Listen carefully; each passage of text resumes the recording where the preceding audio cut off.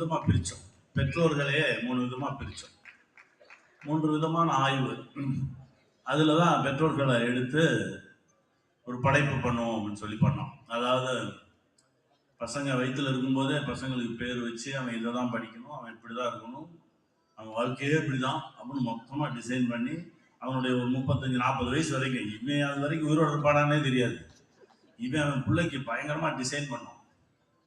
இன்னொரு அப்பா இருக்காரு,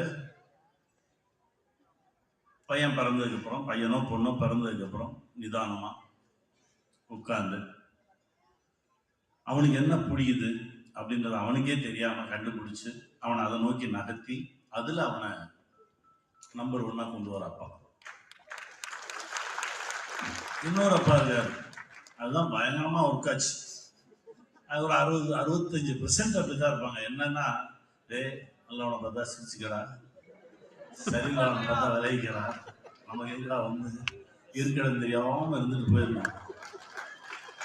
இதுதான் நான் இப்ப சொன்ன கேட்டகரி. ராத்திரி பேசும்போது பயங்கரமா பேசுவாங்க, காலையில வேற ஒண்ணு சொல்லுவான்.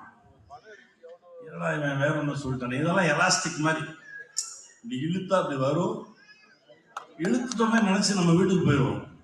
திரும்பி வந்து பார்த்தா பழைய கேட்டா நீங்களோட தான் வாழ வேண்டியதா இருக்கு.